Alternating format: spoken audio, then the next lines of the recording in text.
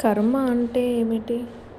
ఒకసారి పార్వతీదేవి ఇలా అడుగుతుంది. స్వామి, మానవుని కర్మ ఎలా అని నిర్ణయించబడుతుంది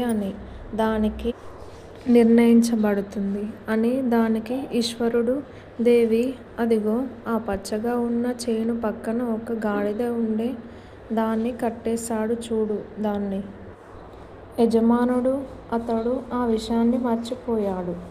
ఊరికి వెళ్ళాడు. దానికి ఇంకా గింజలు ఉన్నాయి.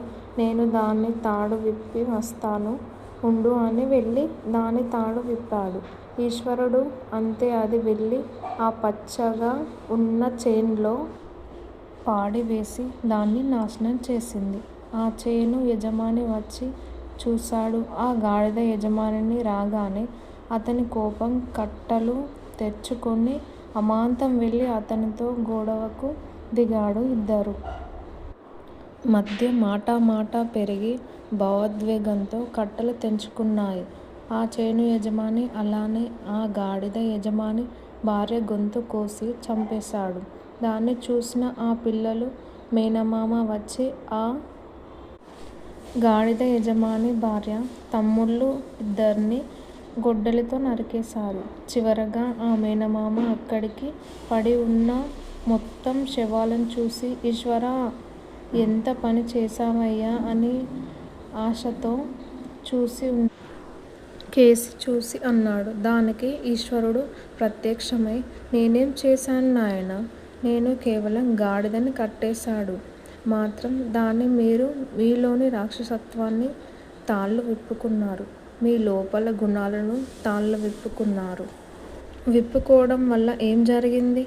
ఇక్కడ చచ్చి దూసుకెళ్తున్నారు వాళ్ళందరూ. వాళ్ళలోని మాయలో రాక్షసత్వాన్ని తాళం విప్పుకోవడం వల్ల జరిగింది. దీనికి నాకు ఏ సంబంధం లేదు అని వెళ్ళిపోయారు.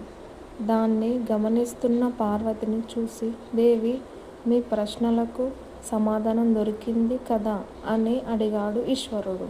దానికి పార్వతి నివ్వెరబోయింది. దేవుడు ఏ కర్మను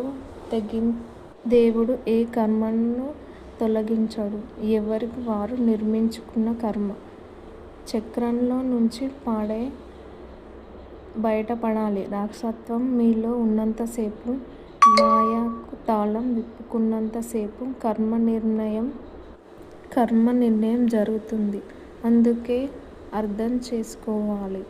వారికి చేసుకున్నంత అని మీ మహాదేవ అంటున్నాడు. ఓం నమః శివాయ. హర హర మహాదేవ. శంభో శంకర.